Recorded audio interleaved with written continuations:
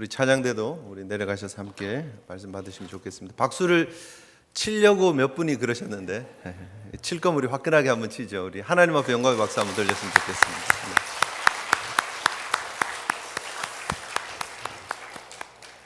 우리는 이렇게 막 박수 치는 문화도 아니고요, 그죠? 어깨를 이렇게 끄덕끄덕하고 뭐 이렇게 리듬을 같이 타고 이런 문화도 잘 아닙니다. 표현을 잘 안 하려고 하죠. 가능하면 내 감정을 묻어두고, 좋아도 좋은 표정 잘 안 하고, 슬퍼도 슬픈 표정 잘 안 하고, 감정을 묵혀두고 숨겨두고 조용하게 있는 게 잘하는 것이라고 생각을 합니다만, 세상에서는 우리가 그렇게 살 수 있습니다. 크리스찬으로서는 그렇게 살면 안 좋습니다. 하나님 주신 은혜에 그 감격이 있으면 감격이 표현되어지고요, 하나님 앞에 회개할 부분들이 있어서 눈물이 터져나야 될 때는 눈물이 터져 나오는 게 좋습니다. 건강한 신앙생활을 하기를 원하신다면 하나님 앞에 건강한 감정의 표현이 있어야 됩니다. 하나님 은혜가 감사하십니까? 여러분 얼굴이 표정이 바뀌어지시길 주님 이름으로 축복합니다. 행복하십니까? 행복하셔야 된다고 말씀을 드렸습니다. 우리는 행복해야 되는 충분한 이유를 가지고 있는 하나님의 사람들입니다. 우리가 좀 시간이 지났습니다만 하나님께서 아브라함에게 그동안 아브라함의 인생 가운데 함께 하셨던 하나님이 정답을 딱 보여주세요. 75세에 하나님께서 아브라함을 부르셨어요. 그 아브라함의 인생 가운데 하나님이 함께 하시면서 그 삶을 이끌어 주셨는데 아브라함이 아직도 풀지 못한 인생의 문제가 있었어요. 분명히 신앙의 길을 걷고 있지만, 하나님이 인도해 주시는 축복의 길을 걷고 있지만 아브라함의 마음에 갈등이 있었습니다. 아브라함의 마음에 고민이 있었습니다. 도대체 하나님이 약속하신 그 하나님의 약속은 도대체 무엇이지? 하나님이 말씀하신 그 자손의 축복, 복의 근원이 되는 축복은 도대체 어떻게 이루어지는 거지? 내가 도저히 하려고 그래도 안 되는데 고민하고 있었습니다. 어려움이 있었습니다. 사실은 우리가 보고 있는 이 17장에 들어오는 시점에는 아브라함이 이제는 포기하고 있었습니다. 이젠 더 이상 못하겠다. 이제 내가 더 이상 기대하지도 않아. 내가 이 정도면 됐지. 하나님이 무슨 복을 얘기를 하는지 모르겠지만 내가 이 정도, 어느 정도 가소를 거느리고 이 정도 물질의 어려움 없이 살았으면 되었지 뭐. 내가 사랑하는 종이 있고 내가 사랑하는 이스마엘이 있으니까 이 정도면 되었지 뭐 라고 자족하고 있는 때인지 모릅니다. 16장 마지막 16장 16절부터 17장 1절까지는 13년이라고 하는 시간이 지나갑니다. 아브라함이 86, 86세부터 99, 99세가 될 때까지 13년이라고 하는 시간이 지나갑니다. 그 13년 동안 하나님은 잠잠하시고 아브라함도 별 불평 없습니다. 그냥 주어진 삶에 만족하면서 살아가고 있는 것 같아요. 어떻게 보면 하나님께서 아브라함의 인생에 나타나셔서 그의 삶을 흔들지 않았다면 아브라함은 그냥 그대로 만족하고 뭐 인생이 별거 있나? 그냥 이렇게 살다가 때가 되면 가는 거지. 자기의 삶에서 할 수 있는 모든 부분들이 포기되어지는 순간 낙심으로, 어떻게 보면 그냥 체념으로 바뀌어지는 그런 상황일 수 있습니다. 그런데 하나님은 그 아브라함을 찾아오셔서, 어떻게 보면 그런 거 있잖아요. 여러분, 우리 자녀들이 막 너무 정신없이 철없이 막 있으면 자녀들 붙잡고 정신 차려 이런 거 있잖아요. 정신 차려 제발 하는 것처럼 하나님이 아브라함을 붙잡고 정신 차려 제발 하시는 거예요. 지난번에 우리가 살펴봤던 첫 번째, 하나님이 정신 차려 제발 하신 그 메시지의 첫 번째가 뭐냐 하면 네가 아니라 뭐라고요? 내가 한다는 거예요.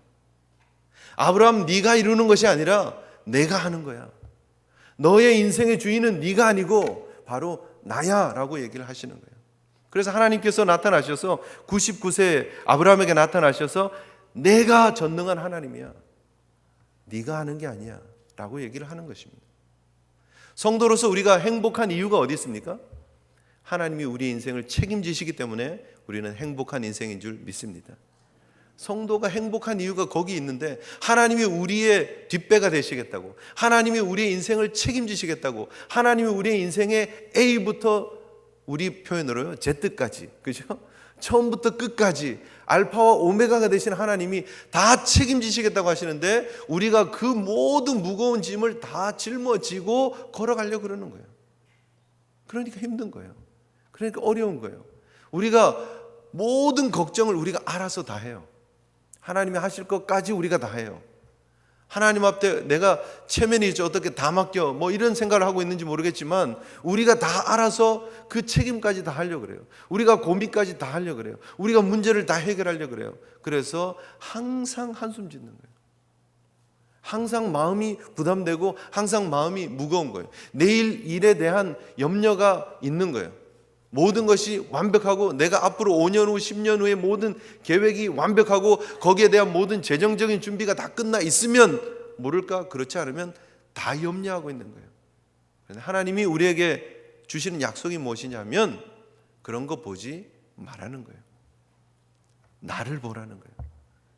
내 앞에서 행하여 완전하라라는 그 말은 결국 하나님만 바라보라는 거예요. 하나님만 의지하라는 거예요. 하나님이 내 인생의 주인이시라는 걸 인정하고 제발 좀 가만히 있으라는 거예요. 하나님 앞에서 우리의 힘을 빼는 일, 그것이 바로 신앙 생활입니다.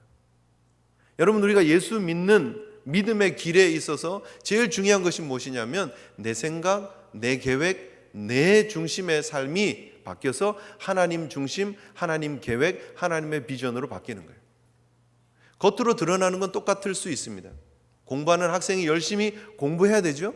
학교 가서 열심히 공부하는 모습은 똑같습니다. 그러나 그 전에는, 예수 믿기 이전에는 내가 열심히 공부해서 빨리 성공하고 좋은 직장 가지고, 그리고 좋은 남편 만나고, 혹은 좋은 아내 만나고 행복한 가정을 이루고 내가 성공해야지, 그것이 중심에 있었다면, 내가 있었다면, 똑같은 그 사람이 똑같은 모습으로 사는 것처럼 보이지만 공부를 똑같이 하지만 이유가 다른 거예요. 그 이유가 내가 열심히 공부해서 하나님이 원하시는 하나님의 영광을 드러내는 삶을 살아야지 라고 하는 목표가, 비전이, 꿈이 달라진다는 거죠. 똑같은 학생의 모습이지만 나 중심의 학생이 하나님 중심의 학생으로 바뀝니다. 이민자들 여러분, 열심히 일하는 것 모두가 다 인정하는 사실입니다. 그런데 여러분, 열심히 일하는 이유가 내가 와서 미국의 아메리칸 드림을 이루고 하나님 앞에 사람들 앞에 내가 큰 소리 치고, 내가 한국에서 떠나올 때 친구들에게 잘 있어라, 내가 성공하고 돌아올게, 내가 그 친구들에게 떵떵거리면서 금이 환영해야지, 그런 생각을 가지고 있었다면, 예수 믿고 난 이후의 삶은, 하나님 저를 이 미국에 보내신 이유가 무엇입니까? 저에게 이 직업을 주신 이유가 무엇입니까? 하나님이 주신 꿈과 비전을 향해서 하루하루 그 꿈을 이루기 위해서 살아가는 거예요. 내 중심에서 하나님 중심으로 바뀌는 거죠. 바로 그것이 신앙의 비밀입니다. 여러분, 우리가 신앙생활을 오래 하지만 우리 속에 신앙에 열심이 있어서 그것 가지고 하나님을 기쁘게 하겠다는 것이 우리의 모든 것이 되어지면 신앙의 초점이 완전히 틀려진 것입니다. 우리의 신앙의 골은요, 우리의 신앙의 목표는요, 하나님이 기뻐하시는 일들을 하는 거예요. 하나님이 내 속에 들어오셔서 하나님의 계획들을 이루어 가시고 하나님의 꿈을 이루어 가시는 거예요. 그것 때문에 내가 행복한 거예요. 하나님이 나의 삶의 주인 되시기 때문에, 하나님이 나를 이용하셔서, 하나님이 나를 통하셔서 일하시고 계시기 때문에, 그것 때문에 행복한 거예요. 그 이상도 그 이하도 아닙니다. 여러분, 하나님이 아브라함을 부르셨어요. 아브라함을 부르고 난 이후에 하나님이 아브라함의 인생 가운데 아브라함이 한 어떤 행동 때문에 하나님이 그것 때문에 행복하고 그것 때문에 기뻐했던 일들은 없습니다. 사실은 아브라함이 하나님의 부름을 받고 그가 믿음의 길을 출발하고 난 다음에 모든 사건들을 보면은요, 사실 아브라함이 하나님 위해서 뭔가를 하려고 자신의 계획을 가지고 무슨 플랜을 가지고 움직일 때마다 사고쳤어요. 사실은 하나님이 가나안 땅에 왔는데요, 가나안 땅에 왔는데 흉년이 들었잖아요. 기근이 왔잖아요. 그래서 아브라함이 애굽으로 내려갔습니다. 하나님이 그 아브라함을 보시면서 야, 역시 넌 참 상황을 볼 줄 안다. 환경을 볼 줄 아는구나. 어쩌면 내가 얘기도 하지 않았는데 그렇게 애굽으로 갈 생각을 했니? 참 똑똑하다. 그랬겠습니까? 그렇지 않습니다. 하나님은 아브라함의 머리 좋고 환경을 볼 줄 알고 상황을 볼 줄 알고 판단을 하는 것, 그것 때문에 기뻐하시지 않으셨습니다. 오히려 그것 때문에 벌어진 사건을 하나님이 뒷수습하시느라고 바쁘셨습니다. 우리 인생 마찬가지예요. 하나님, 우리가 머리가 좋아서 우리를 사랑하시는 게 아닙니다. 하나님, 우리가 상황을 판단을 잘해서 하나님 앞에 열심히 충성해서 하나님 앞에 많은 물질을 들여서 하나님 우리를 사랑하시는 것이 아닙니다. 하나님이 그렇게 하시겠다고 작정하셨기 때문입니다. 그래서 우리가 분명히 기억해야 될 첫 번째는 내 인생의 주인이 하나님이시라는 것을 기억하는 것입니다. 두 번째, 하나님이 아브라함에게 주시는 정답이 뭐냐면, 하나님이 왜 이렇게 하고 계신다고 얘기를 하시느냐 하면 내가 너와 세운 약속 때문이다라고 얘기를 하는 거예요. 아멘이십니까? 여러분, 이 약속의 위력을 믿으셔야 돼요. 우리가 하나님 앞에 왜 흔들리는 줄 아세요? 우리가 하나님의 약속이 아니라 우리의 감정에 의존하는 신앙생활을 하기 때문이에요. 내가 기분 좋으면요, 하나님 앞에 믿음으로 사는 것처럼 살아요. 그런데 내가 조금 불안하잖아요. 내가 조금 기분 나쁘잖아요. 내가 생각했던 것처럼 일들이 안 풀리잖아요. 그러면 내 감정의 기복대로 하나님 앞에 그대로 표현해요. 그게 우리 신앙의 수준이에요. 왜 신앙의 기복이 있느냐? 왜 어느 날은 정말 세상에서 둘도 없는 믿음의 사람인 것처럼 하나님 앞에 막 찬양하고 눈물 흘리고 하나님 앞에 헌신하고 봉사하고 정말 하나님 앞에 물질의 드림도 기쁨으로 하고 잘 하잖아요. 그런데 어느 날은 하나님 앞에 드리는 물질도 아깝고 하나님 앞에 드리는 헌신과 봉사도 내가 왜 이렇게까지 해야 되지? 내가 이렇게 자유도 없고 예수 믿는 건 너무 힘들어 어려워 라고 불평하고, 예수 잘 믿는 사람들 보면서 괜히 저 사람들 너무 지나치게 사람들에게 인정받으려고 그러는 거 아니야? 저 사람 저렇게 하는 거는 뭐 직분에 관심 있어서 하는 거지 하고 다른 사람 평가하기도 하고 막 그러잖아요. 왜 그러냐는 거예요. 그것이 신앙의 뿌리가 나에게 있기 때문입니다. 신앙의 뿌리가 내 감정에 있기 때문입니다. 신앙의 뿌리가 내 기분에 있기 때문입니다. 정말 중요한 것은 오늘 하나님이 우리에게 주고 있는 말씀은 내가 하나님이 되는 것, 내가 하나님으로서 이 약속을 붙잡고 가는 것을 기억하라는 거예요. 자, 여러분 본문으로 다시 가셔서 17장 1절에 하나님이 아브라함에게 나타나셔서 나는 전능한 하나님인데 내가 너에게 요구하는 것이 있다. 내 앞에서 행해라. 첫 번째고요. 내 앞에서 나를 인정하고 나를 기억하고 내 중심의 신앙생활을 해라는 거예요. 하나님이 요구하는 게 첫 번째. 두 번째, 하나님이 원하시는 거 2절을 보시면 내가 내 언약을 나와 너 사이에 두어 너를 크게 번성하게 하리라 하시니, 하나님이 말씀하시는 그 근거가 어디에 있느냐 하면 언약에 있다라는 거예요. 오늘 본문을 여러분 잘 보시면요, 17장에서 언약이라는 단어가 핵심 단어입니다.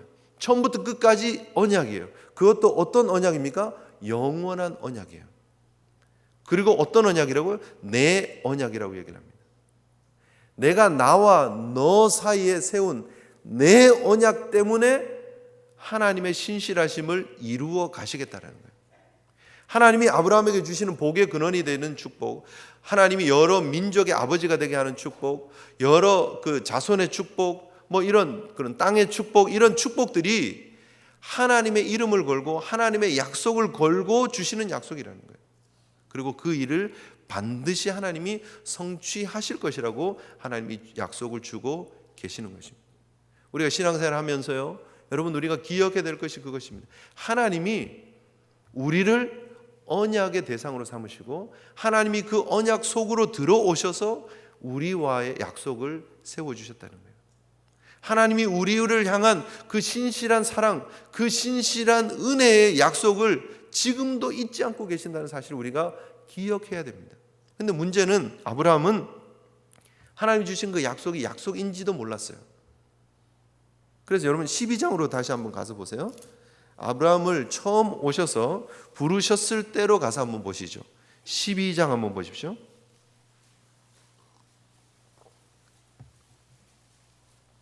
창세기 12장 1절부터 3절까지 한번 보시겠습니다. 시작. 여호와께서 아브라함에게 이르시되 너는 너의 고향과 친척과 아버지의 집을 떠나 내가 내게 보여줄 땅으로 가라. 내가 너로 큰 민족을 이루고 내게 복을 주어 내 이름을 창대하게 하리니 너는 복이 될지라. 너를 축복하는 자에게는 내가 복을 내리고 너를 저주하는 자에게는 내가 저주하리니 땅의 모든 족속이 너로 말미암아 복을 얻을 것이라 하신지라. 아멘. 자, 하나님이 아브라함을 부르셨을 때 주신 말씀이었습니다. 이것이 언약입니까? 아닙니까? 언약이었다는 거예요. 하나님의 약속이었다는 거예요. 하나님이 이 언약을 주시면서 내가 이 약속을 분명히 이루겠다고 말씀하세요. 내가 너로 반복해서 말씀하세요. 그런데 아브라함은 이것이 약속이라고 생각하지 않아요. 하나님이 주신 말씀이 하나님이 주신 약속인데 하나님이 그 약속을 반드시 이룰 것인데 아브라함이 착각하는 것은 무엇이냐면 하나님이 이런 것을 제시하셨고 그것을 내가 이루어야 된다고 생각하는 거예요. 우리가 신앙생활하면서 느끼는 착각이 뭐냐면 하나님이 우리에게 길을 제시하고 나머지는 우리가 해야 된다고 생각하는 거예요. 그러나 그렇지 않습니다. 신앙의 처음부터 끝까지는 다 하나님이 시작하시고 하나님이 완성하는 겁니다. 하나님이 그 약속을 우리에게 주시고 하나님이 그 신실하신 약속을 반드시 이루어가는 거예요. 우리가 기억해야 될 것은 이것이 하나님 주신 약속이구나. 그 신실하신 하나님의 약속이 지금도 내 삶에 유효하고 여전히 역사하고 있구나를 믿는 거예요. 삶이 조금 어려워진다고 하나님이 날 떠났다고 생각하지 마세요. 내 삶에 어려움이 닥친다고 해서 하나님의 언약이 지금 흔들리고 있고 요동치고 있다고 착각하지 말자라는 거죠. 아브라함의 삶 가운데 하나님은 여전히 동일하게 하나님으로 계셨고 언약의 주체로 계셨습니다. 사실 하나님이 그 언약을 만드실 이유가 없죠. 하나님은 그냥 하나님이시면 됩니다. 그런데 왜 언약을 만드셨습니까? 아브라함을 사랑하셔서, 하나님의 택한 백성을 사랑하셔서 그 약속 때문에 하나님을 제한시키시는 거예요. 그 약속 때문에 아브라함이 착하든 착하지 않든, 아브라함이 잘했던 못했던 그 약속 속으로 하나님이 하나님 자신을 제한시키시고 그 약속 속으로 들어오시는 거예요. 그것이 하나님이 우리에게 주시는 은혜입니다. 여러분, 우리가 교회 다니면서 신앙생활하면서 우리가 누릴 수 있는 최고의 축복이 뭔지 아십니까? 하나님이 우리를 하나님의 자녀로 삼으셨고 하나님이 우리를 하나님의 백성으로 삼으시고 그 다음에는 그 백성 삼으신 약속, 그 언약 속으로 들어오셔서 끝까지 우리를 처음부터 끝까지 책임지신다는 거예요. 변함없이 책임지신다는 거예요. 하나님이 우리에게 주시는 언약입니다. 하나님이 우리 속에 들어오셔서 우리와 계약을 하시고 그 계약을 하나님이 지금도 지키고 계신다는 거예요. 그 계약을 십자가를 통해서 완성시키셨고 그 십자가의 보증을 통해서 우리에게 믿고 확신하라고 말씀하고 계시는 것입니다. 여러분, 이 창세기의 첫 번째 이 오디언스죠. 첫 번째 이 창세기를 받고 듣고 읽고 있는 사람이 누구라고 말씀드렸습니까? 기억나십니까? 출애굽한 광야 2세들입니다. 그죠? 출애굽했던 광야 2세들이 모세가 기록한 이 모세 오경을 듣고 읽으면서 지금 기억해야 될 부분들이 바로 그것입니다. 지금 우리의 삶에 여러 가지 어려움이 있었지만, 이스라엘의 역사 가운데 여러 가지 어려움이 있었지만, 우리가 애굽에서 노예의 삶을 살았지만, 그러나 하나님이 주신 그 언약은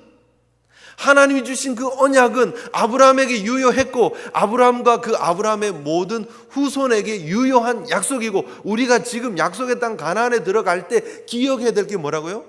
이 언약이라는 거예요.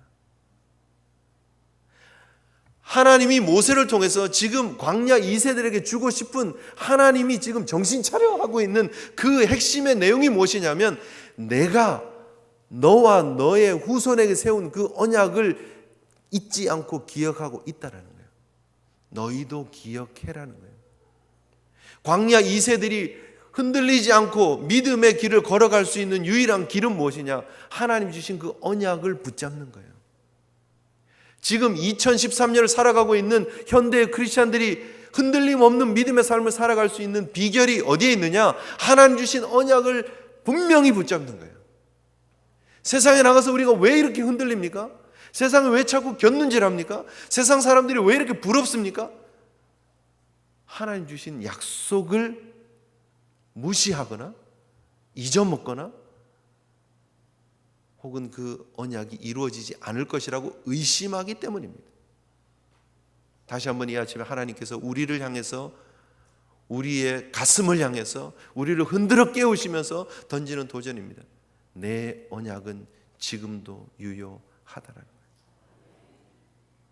그 하나님 우리에게 주시는 표징이 있습니다. 무엇입니까? 새 이름을 주십니다. 아브라함의 이름이 어떤 뜻이 있느냐면요, 17장에 여러분 보시면 하나님이 아브라함 이름을 바꿔주십니다. 5절에 보시면 이제후로는 내 이름을 아브람이라 하지 아니하고 아브라함이라 하리니 라고 얘기합니다. 아브람은 고귀한 아버지, 이런 이름입니다.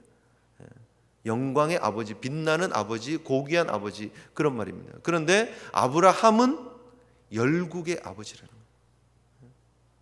사실은 오늘 본문의 14절은 아니지만 그 뒤에 보면 사레의 이름도 바꿔집니다. 15절에 보면 사레라 하지 말고 사라라 하라.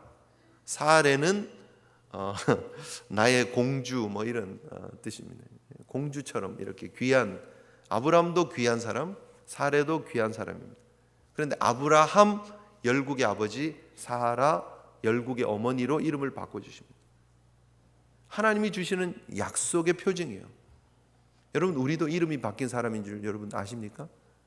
우리가 세상에 살던 그 이름 다 버리고 성도라는 이름을 받았습니다.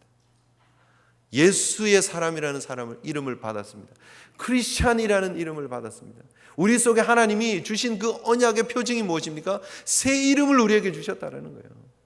하나님 주신 그 은혜, 새 이름을 고귀하게 생각하시고 하나님 주신 그 언약 붙잡고 믿음으로 전진하시는 저와 여러분 되시기를 주님 이름으로 축복합니다. 하나님 우리에게 요구하시는 것이 있습니다. 우리에게 언약의 표징이 있는 삶을 살라고 말씀하십니다. 하나님이 아브라함과 아브라함의 후손에게 요구하시는 것이 있었습니다. 무엇이었죠? 할례를 받으라는 거예요. 할례는 남자의 성기의 표피를 잘라내는 겁니다. 요즘 말로 하면 포경수술을 하는 겁니다. 엄청난 아픔이 있습니다. 그리고 분명히 하기 전과 하고 난 후에 표징이 달라지는, 눈에 드러나는 사인이 있는 표식입니다. 그런데 왜 하나님이 요구를 하셨을까? 그것이 있어야 하나님의 아들이 됩니까? 그것이 있어야 하나님의 백성이 됩니까? 꼭 그런 것만은 아닙니다. 그런데 하나님은 표징이 있는 삶을 원하셨어요. 여러분, 우리가 로마서 잠깐 가서 보시면, 로마서를 잠깐 가서 보십시오. 4장 한번 보시겠습니다.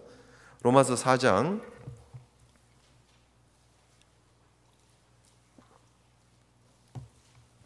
신약 성경 244페이지 로마서 4장 한번 보십시오. 아브라함에게 임한 복을 설명을 하고 있습니다. 믿음으로 임한 복을 설명을 하고 있습니다. 의로워짐에 대한 설명이 있죠. 4장 1절 2절 보면 그런즉 육신으로 우리 조상인 아브라함이 무엇을 얻었다 하리요? 만일 아브라함이 행위로서 의롭다 하심을 받았으면 자랑할 것이 있으려니와 하나님 앞에서는 없느니라. 행위로 받은 의가 아니다라고 설명을 합니다. 분명히 믿음으로 의로워졌음에 대해서 설명을 합니다. 그런데 그리고 나서 할례와는 어떤 관계가 있느냐, 이런 설명을 합니다. 9절부터 보십시오. 9절.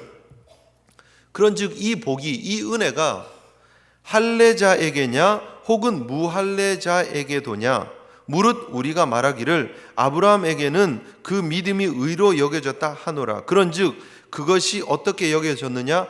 할례시냐 무할례시냐? 할례시가 아니요 무할례시니라. 하나님이 아브라함을 부르시고 아브라함을 의롭다고 하신 것은 믿음으로 하나님 앞에 반응한 그 시대예요. 그 상황이었습니다. 하나님 주신 약속을 믿고 그것을 믿었더니 하나님이 아브라함의 의로 여겼다라고 성경은 말하고 있습니다. 그런데 그 의로 여긴 그 다음 17장에 하나님은 할례를 요구를 하셨습니다. 할례 때문에 아브라함이 하나님의 자녀가 되는 게 아니고요, 믿음이 있는 사람에게, 하나님의 사람에게 할례의 표징을 요구를 하셨다는 것입니다. 아멘이십니까? 여러분, 우리가 이 땅에 하나님의 언약을 믿는 하나님의 백성이라면 하나님이 요구하시는 표징 있는 삶을 살아가야 된다는 거예요. 우리가 이 땅에 표징 있는 어떤 행위나 삶으로 구원을 얻는 것은 절대 아니지만, 적어도 우리가 예수 믿는 사람이라면 하나님이 요구하시는 하나님의 백성의 표징 있는 삶이 나타나야 된다는 거예요. 여러분, 믿음으로 의롭다 하심을 얻은 하나님의 백성인 거 믿으십니까? 그렇다면 증거 있는 삶을 살아야 됩니다. 하나님 앞에 표징 있는 삶을 살아야 됩니다. 사도 바울은 갈라디아서를 통해서 자신을 향한 그런 믿음의 고백을 이렇게 얘기를 합니다. 갈라디아서 6장 17절에 이후로는 누구든지 나를 괴롭게 말라 내가 내 몸에 예수의 흔적을 가졌노라. 사도 바울은 예수의 흔적 있는 삶을 살았습니다. 하나님이 아브라함에게 요구하시는 삶은 무엇이냐면, 내 앞에서 나의 언약 붙잡고 그것 신뢰하는 삶을 살아라. 그것이면 된다. 그리고 하나님의 그 은혜를 붙잡는 신앙이라면 그것 붙잡고 표징 있는 삶만 살아가면 된다는 거죠. 우리에게 요구하는 삶입니다. 여러분, 우리가 무언가를 해서 구원받는 게 아니고요, 하나님의 은혜 붙잡고 하나님께서 전적으로 하시는 것, 그 언약의 약속 붙잡고 믿음으로 살아가고 하나님이 원하시는 그 표정 있는 삶을 우리의 삶 속에서 드러내면서 살아갈 때 하나님께서 영광 받으시는 줄 믿습니다.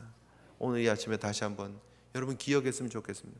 하나님이 십자가를 통해서 우리에게 주신 그 표징, 하나님께서 십자가를 통해서 완성하신 우리에게 주신 그 언약이 오늘도 우리의 삶에 유효하고, 오늘도 그 하나님의 신실하심은 변함이 없음을 믿으시기를 주님의 이름으로 축복합니다.